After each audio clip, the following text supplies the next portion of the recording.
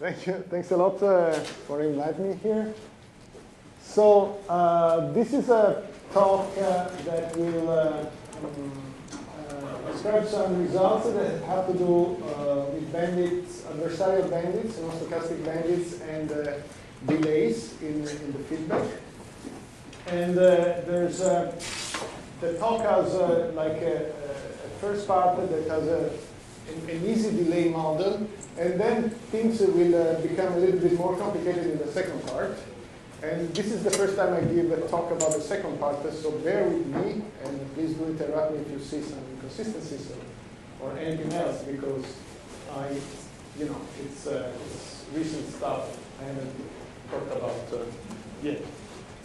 So I will introduce the standard nonstochastic bandit problem, which is a sequential prediction problem where there are k actions, and the learner has to sequentially choose actions one after the other.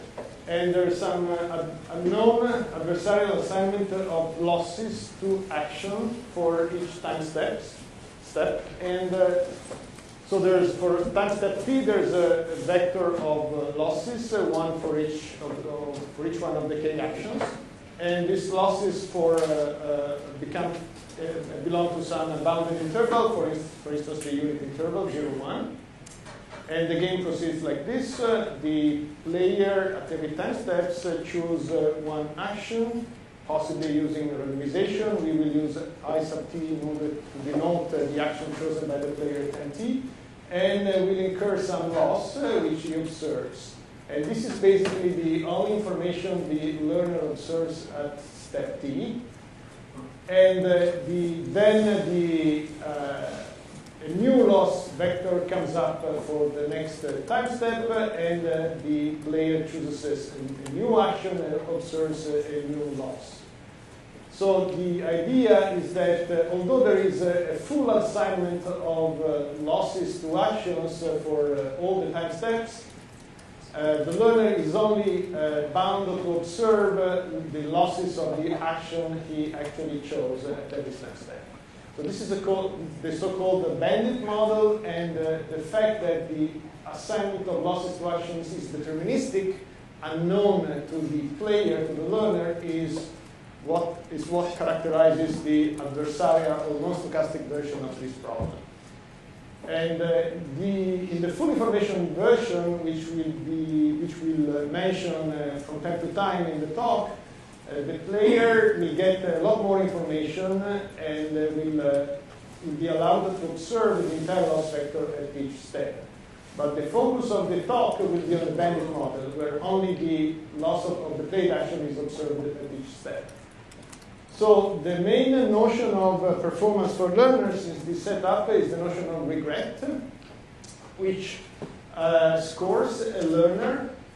It's a randomized strategy for choosing actions based on past observations in terms of the regret, which is the difference between the cumulative loss of the learner in any number big T of steps, where the expectation is only with respect to the randomization of the learner, because there are no other random events here other than those caused by the internal randomization of the learner, minus the cumulative loss on the same time horizon of the best action for that time horizon.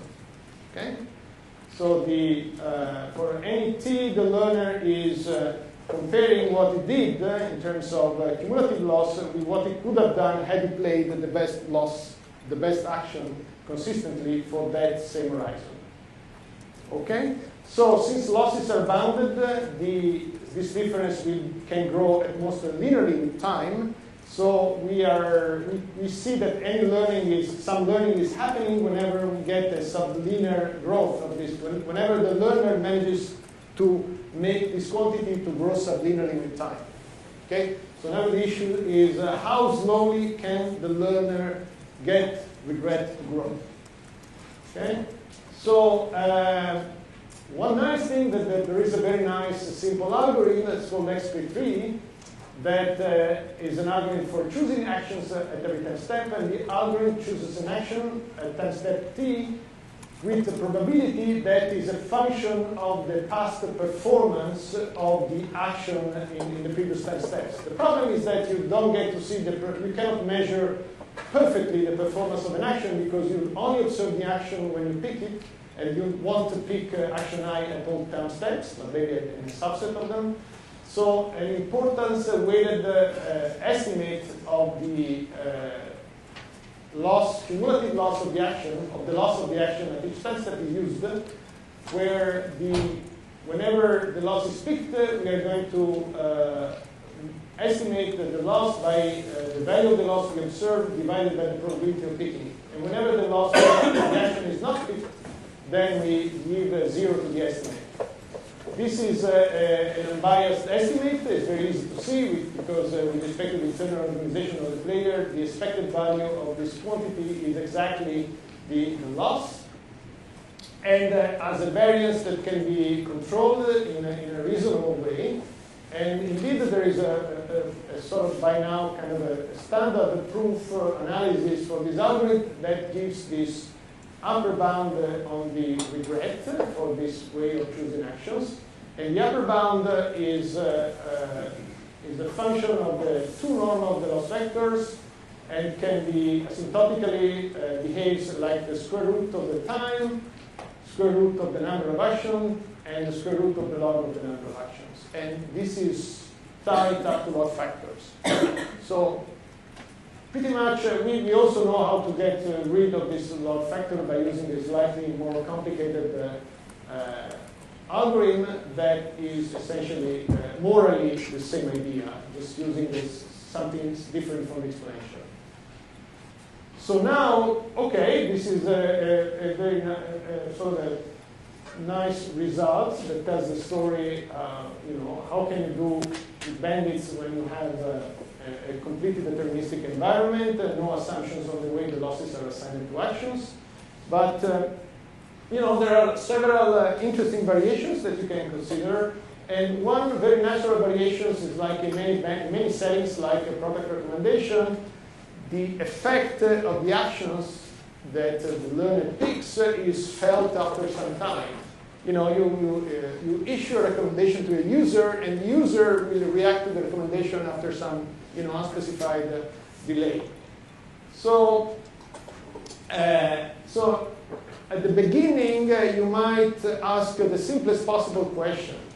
So what if we know that the delay is constant for every action and is equal to d? So you simply do your bandit play, but instead of observing the loss of the action you played at time t, when you play it, immediately, you just observe it after a delay of d time steps. How is this going to affect your regret?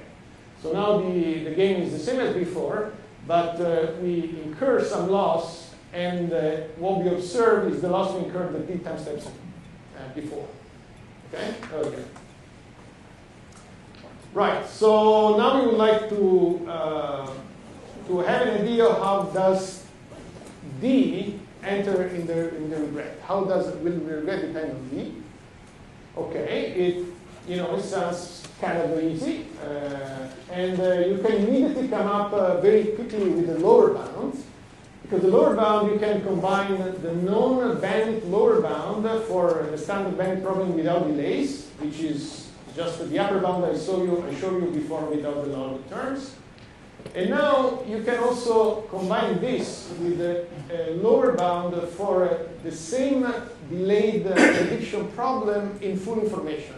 So when the learner observes the entire loss vectors. This was studied in information theory by Ordentlich and Weinberger, if I remember correctly, early 2000, and they have this lower bound over here.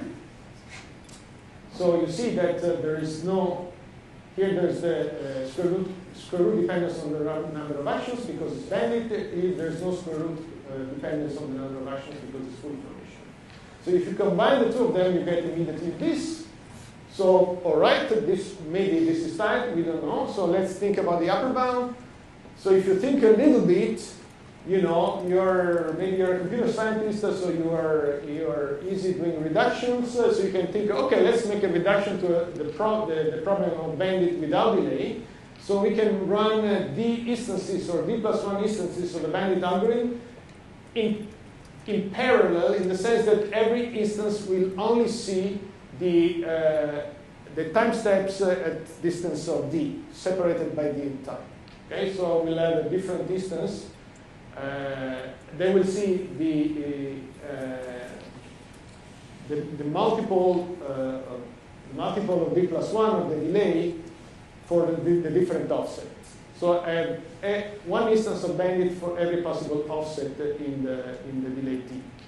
Okay, so each one of them will experience a bandit problem without delay, and will just play 1/10 of the overall time steps.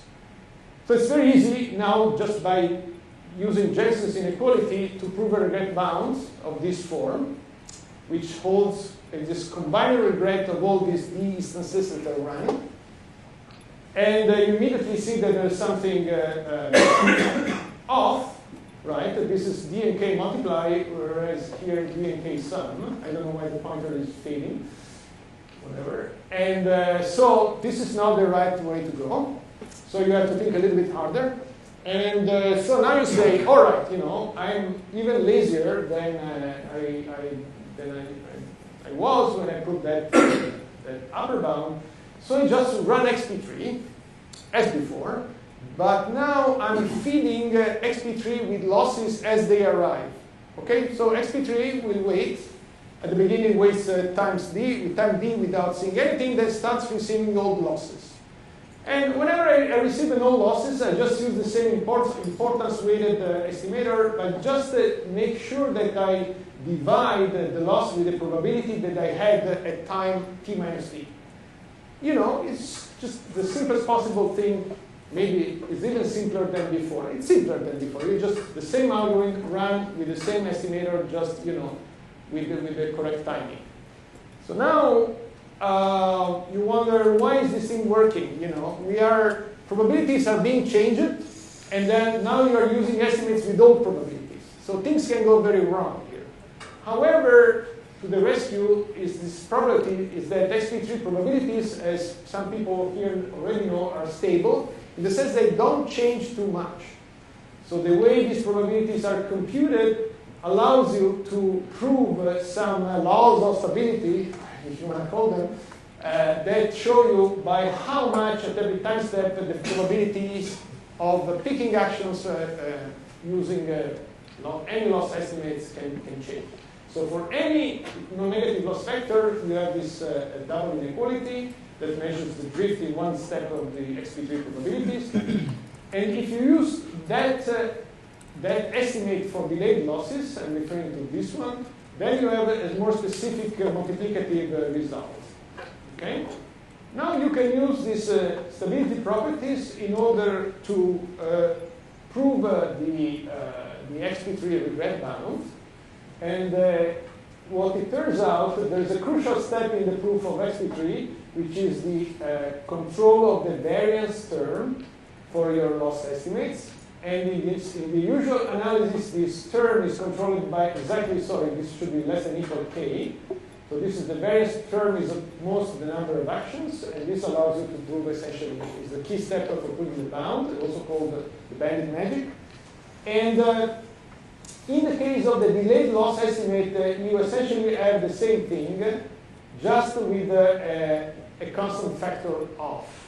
Whenever you pick your learning rate, your parameter and the exponent of losses is small enough with respect to k and t.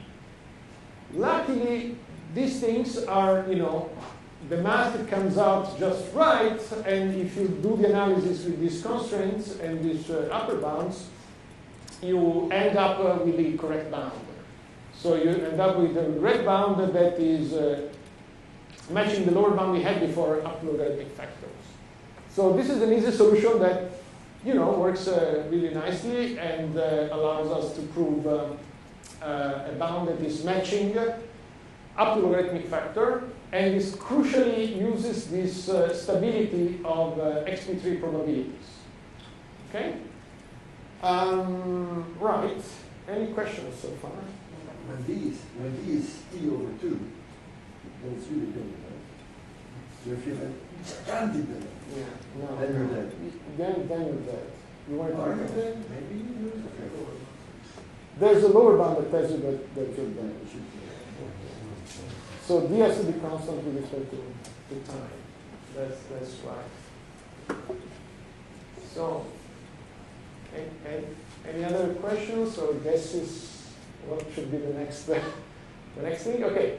So, okay, this was nice, and I mean, this thing has been in the bandit world. This thing has been open for maybe some couple, 3-4 years.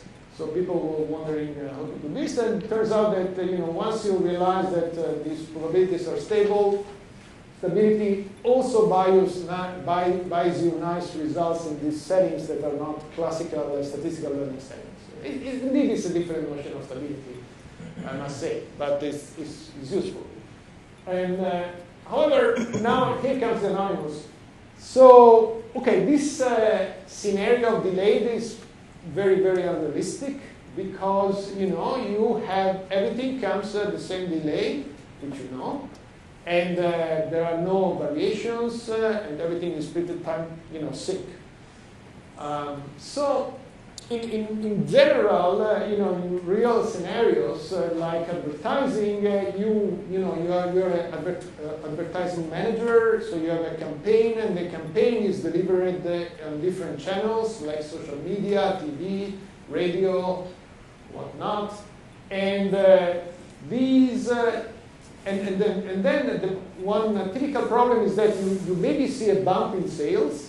However, you performed several actions, several marketing actions in different areas, so you don't really know how to write. It's hard to discern the contribution of each past action onto the sales. So I see a bump today. I've done a certain number of things in the past. What are the contribution of every single action to the bump I see today?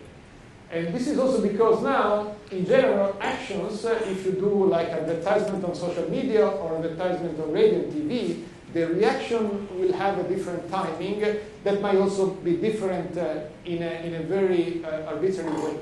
Okay? So you have variable delays, you have a combination of an effect, and the scenario becomes a lot more difficult. So another thing is that, it's not that the effect of an action, it's like I air an ad for something on the TV, or maybe I put some billboards. This thing, the effect of these actions will drag on for some time, so they will be scattered over time. Maybe, some people will see the billboard one day, some people will see the billboard the next day, or maybe, the reaction of the people will be different. It depends on several factors that you cannot predict. So, right. So this is a long story in order to say that you have, maybe at this point it will be sensible to assume that you know about D, which like a parameter you already had before, but now D is the time that the bounds, the longest delay with which an action can bear some effect on your final revenue reward. So let's assume that after D time steps, anything you did in the past, D time steps ago, has exhausted its effect. Okay? But everything else remains. So you have a combination and variable delays. So if you formalize this kind of story in a setup, you're looking at something like that. So now the loss of an action has several components. Let's say it has D components because we have this assumption on the effect. And the loss of we are talking about losses instead of rewards. You can think of rewards, it's basically the same, but the math comes out better with losses. So now you perform some action at I at time t, and you will incur some loss at time t, But then you will incur some other loss at time t plus 1, some other loss at time t plus 2, and so on and so forth.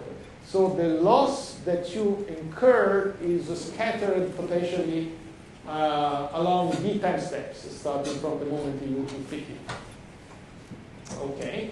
So now, again, we have the same assumption. So the loss it's a number between 0 and 1.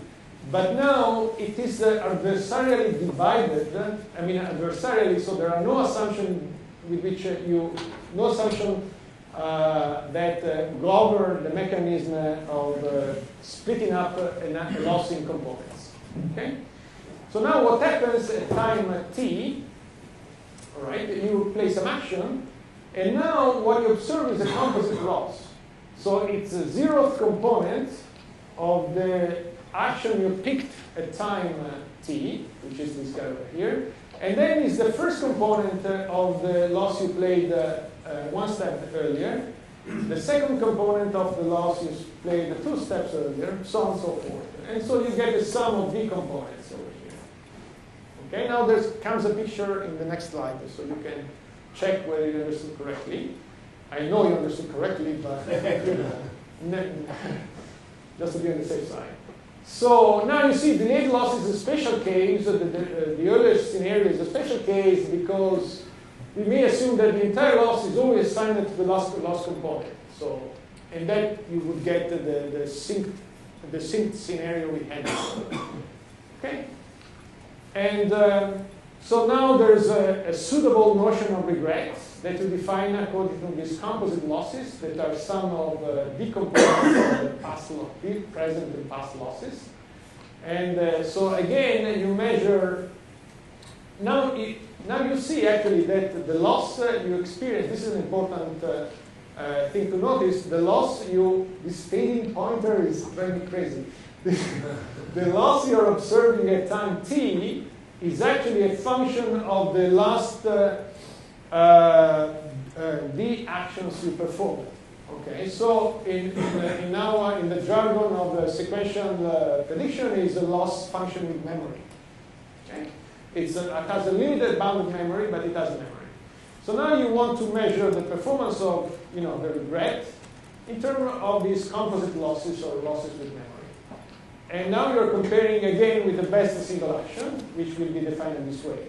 Now I have to include in the loss all the past actions, past the action I performed. All right, cool. So now here comes the big picture. So for d equals 3, I have the time over here. I perform some action, and I have an effect, an immediate effect, and then some effect that comes in the future. So when at time 2, I play a different action. I have a combination of 2 effects, and then I have something more in the future. At time 3, I play a third action.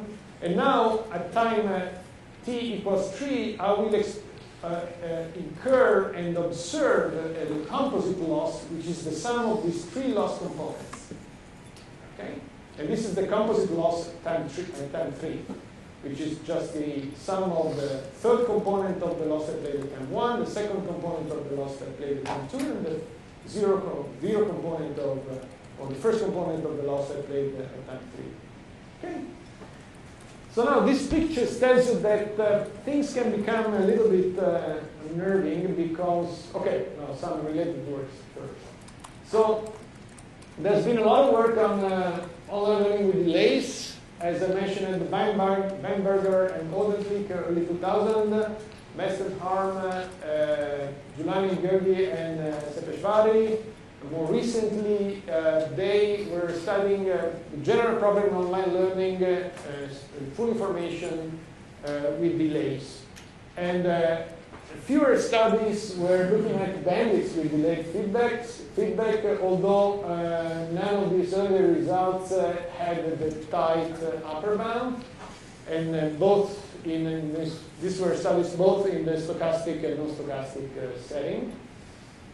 And I have to be careful because the authors are sitting, so very, very careful.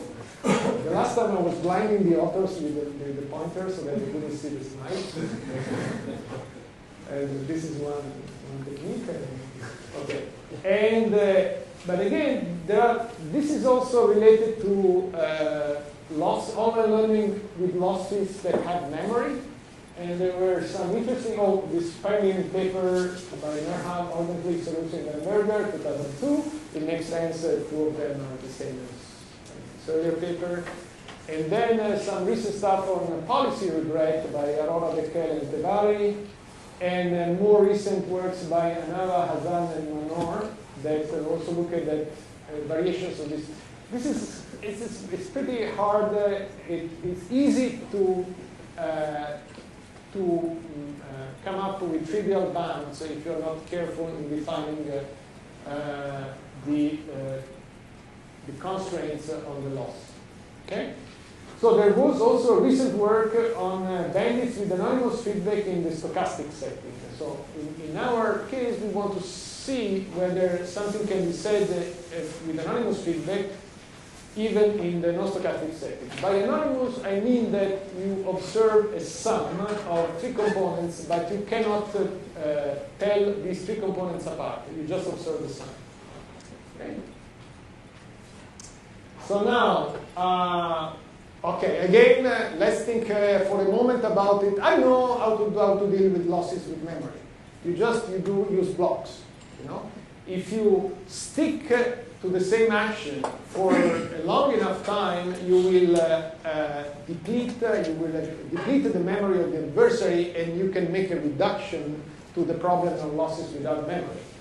So, for instance, if after this time step I stick to the same action I prime, and the memory of the adversary is 2, then this time step will still have, will still depend on action t-1, which was the earliest action of the d equals 2 means that you depend on 0, 1, and 2. Okay. But the next time step, I will have a clean step in which my loss depends on the same action, which is the same action I played in the last 3 time steps. Okay? So I can sort of trade off blocks with memory. I can sort of pretend the adversary has no memory if I am okay and play the same action within each block. Okay, cool. First problem is that fine, but you get a clean step like that, and you can sort of use the same the older analysis because now it's the same action. You don't have a mix-up. However, the loss can be huge because the composite loss can be as large as d because the adversary can cook up things so that all the delayed effects combine at a certain time step.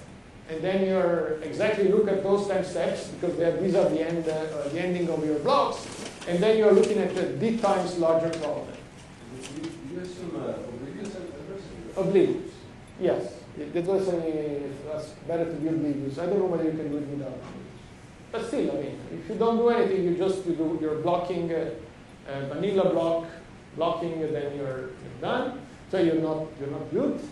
So what you can do is that you stick a little bit longer to the same action. So you want, like, instead of sticking d time steps, you stick 2 d time steps.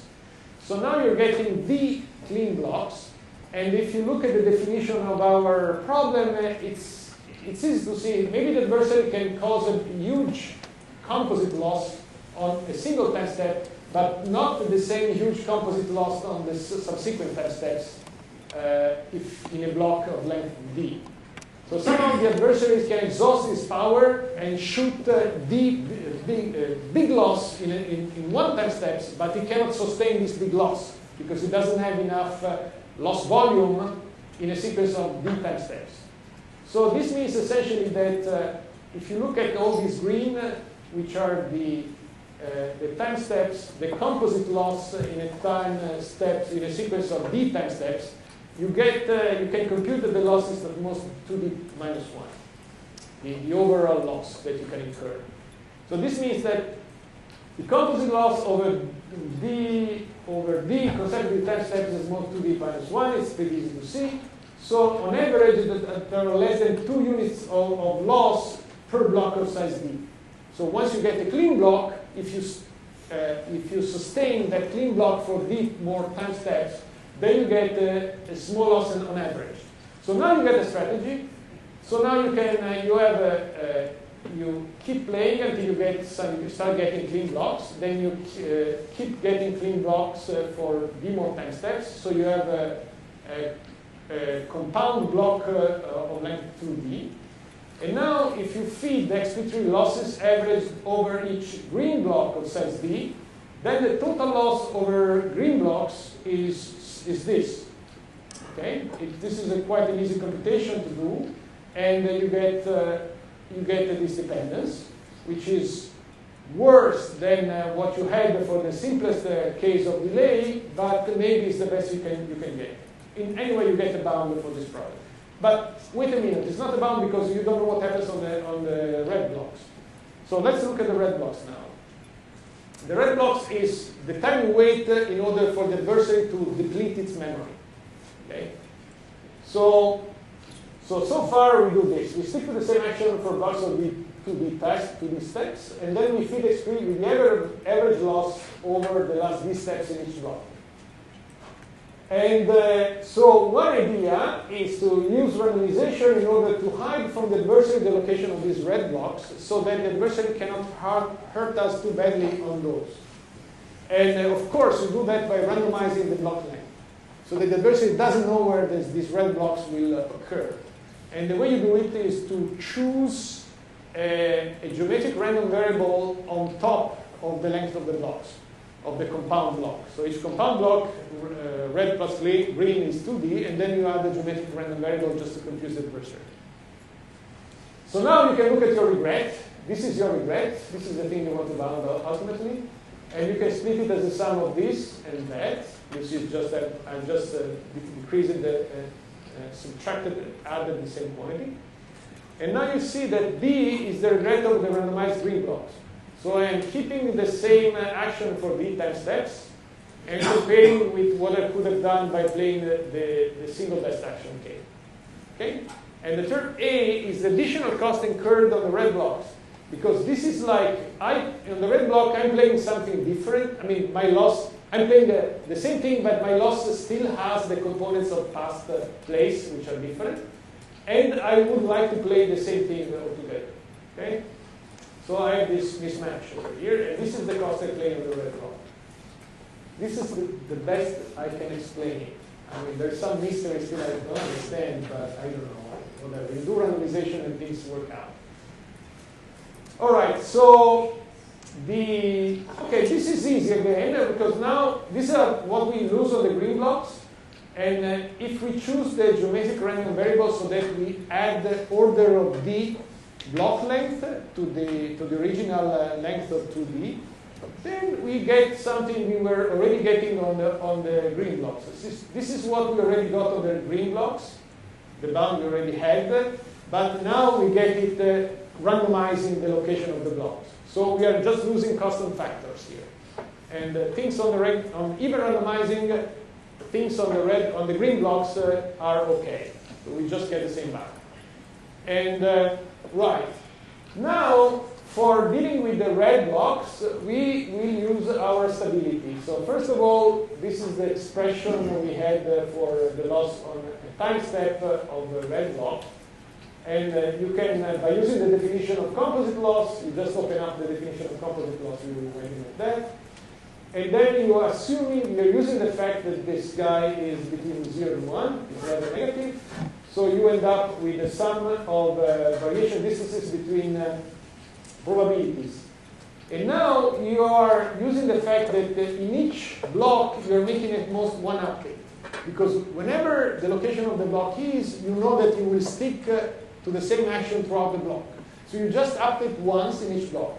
So all these differences will be 0 because the probability is the same. The probability changes only when you make an update. All of them will be the same but one. And for that one, you use the fact that the XP3 is stable to bound the total variation distance in the probability for that single update you make in the block. And this is upper bounded by eta, which is again the parameter. We knew that already. It's the parameter in the exponential probability. Cool. So now you get something really nice. if you work out the math, so if you sum up the regret component on the green and red blocks and you tune the parameter, you exactly get this bound, which was the bound you already got on the green blocks. So this is showing you that the loss on the red blocks, the additional loss on the red blocks is of the same order of the loss you already had on the green blocks. So red blocks don't cost more than green blocks if you do this randomization. And you can actually prove a more general theorem. So this holds not only for XP3, but for any bandit algorithm that is stable, such that the total variation distance of the two consecutive probabilities after an update is not too big. Okay, and so you can get a bound for our composite anonymous setting, which is a function of the regret bound of any bandit algorithm for the standard setting. Okay? And so you can make, in the paper we have applications for linear bandits and convex bandits with smooth losses. So you can lift this result to more general bandit scenarios, but morally you're essentially using the same reduction.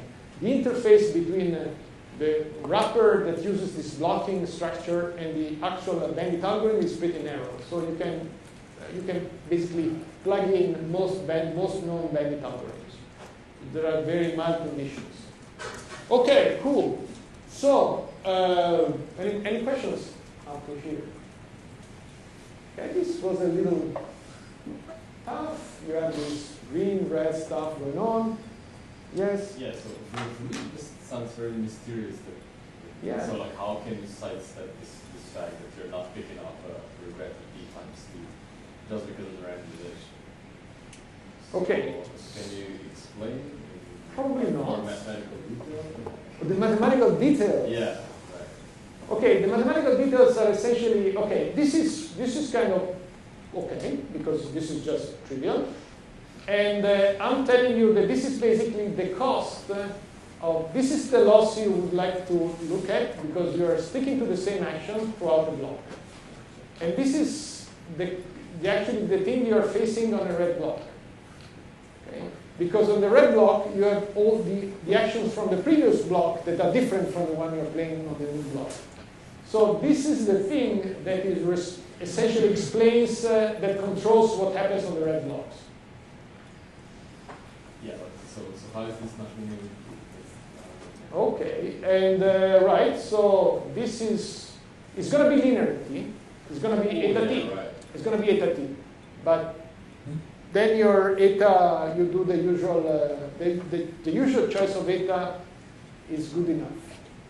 Eta T, you know, eta T is nothing bad in a band. Yeah, right, sure. So this is, okay, let's look at this again. So this is one of those terms. It's one of these terms. Yeah. And I'm just applying the definition of composite loss. So it's the sum. So this is the expectation with respect to the probabilities of the algorithms, right? Yeah, so sure. This one I get. Okay. I guess the question is like, where does this geometric delay show up in this? Is it The geometric delay shows up. Okay, yeah, this is a very reasonable question. The geometric delays shows up more in controlling this. So this is So this is telling you that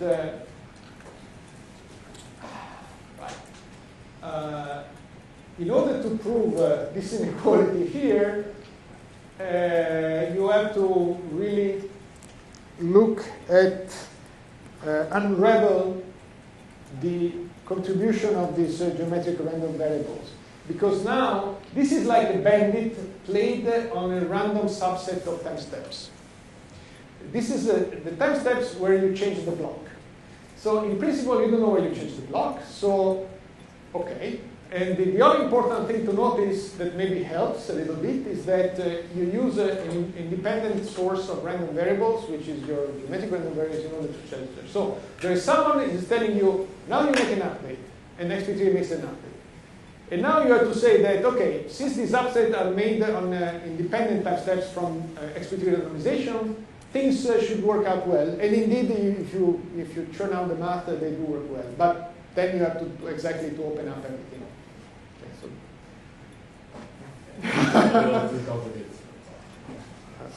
I'll duly know all the questions.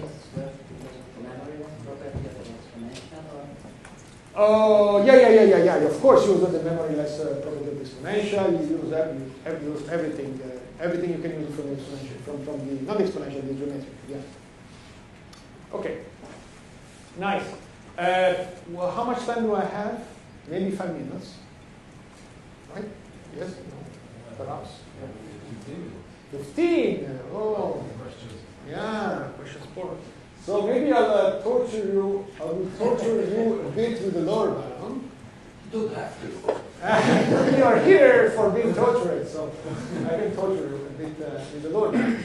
So now we want to prove that this upper bound is tight, and so that we are done our homework and we have a nice talk. And so the lower bound, it's not totally straightforward, as in the case of the fixed delay case. And what we use is a reduction, but it's a reduction to linear bandits in the simplex. Okay. And it's not immediate that you have to work with that bandit setting. So the idea is that any algorithm for solving bandits in our setting with anonymous delayed feedback, with some regret, gives you an algorithm for solving linear bandits in the k-simplex, delta k, with some regret, which is the function of the regret of the previous algorithm. So this is a reduction. Okay? And what is the linear bandit? The linear bandit, you play a point in the simplex and you pay with the linear loss.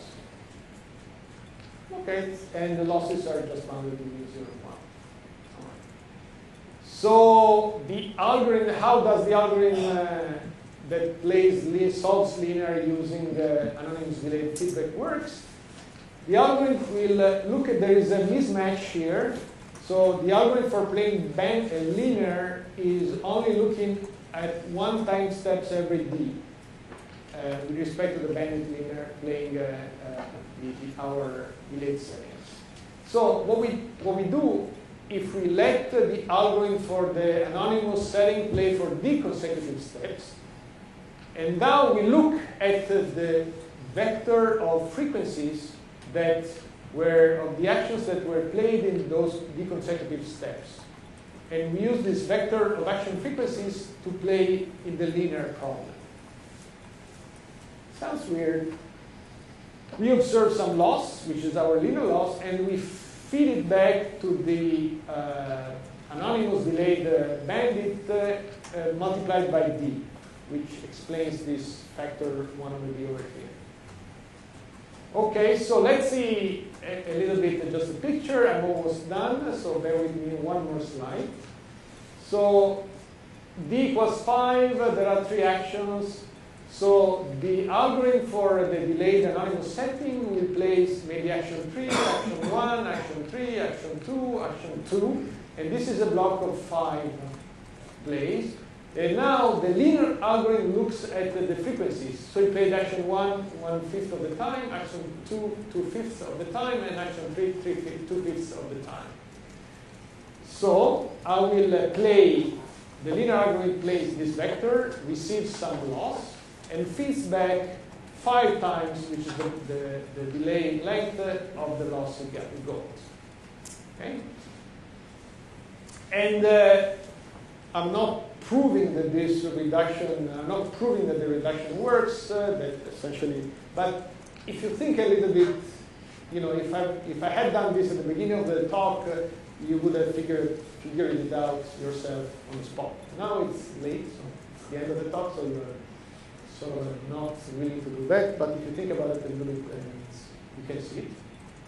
So now we can use a lower bound for linear bandits, because if we made a reduction to linear bandits, we can use a lower bound, made a reduction to our setting, we can use a lower bound for linear bandits, and here there is one. It's available. on archive. And by combining the relationship with the parameters, we get the right final bound for our setting, and which again meets the upper bound up to log factors. So to conclude, we essentially have this sort of a full picture which is tied up to log factors of bandits without delay, bandits with fixed delay of D, and bandits with anonymous delay or anonymous delayed feedback or whatever you want to call it. And you can see that the role of the delay is quite different, but this is the way it has to be. So these are tight bounds, as I said. Okay, so yeah, well, this is the end of the talk, and thanks for your attention. It's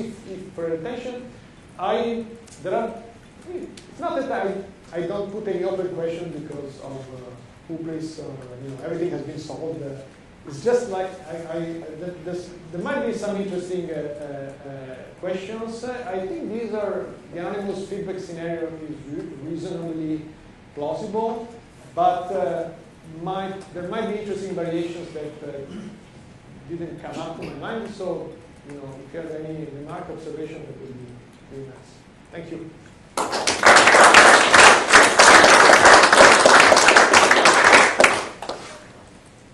Yes. What about random delay? Random Delay. Random delay. Yeah. Or in general, what about uncertainty in D? Yeah.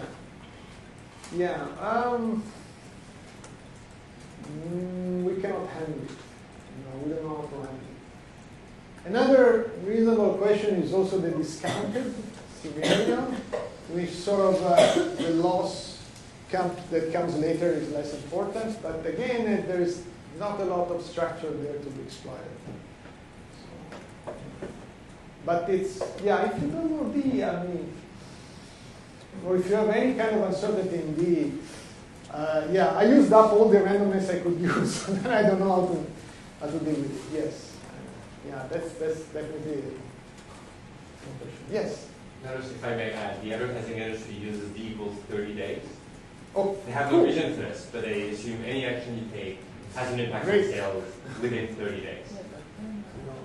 Whenever the answers come from the audience itself, it's super great. Yeah, but you pay a huge price for this.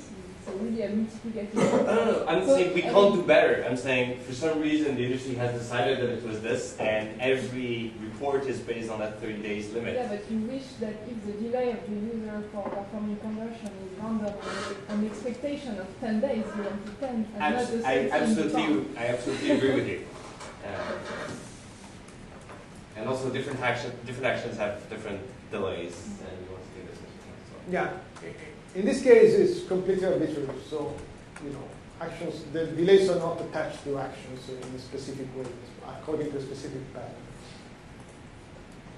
Yeah, I guess if we combine all discussions together to ask whether it can be adapted to that it's upper bounded by D. But maybe in expectation. Yeah. So some kind of effective budget used by the adversary. The adversary has some budget at disposal. You can do that in full information. I guess that's kind of a. So you will instead of a D times D, you have the sum over the delay. KDT, you have the sum of the delays or whatever. There's some. But in the bandit case,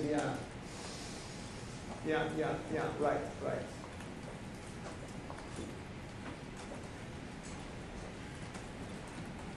Thanks again.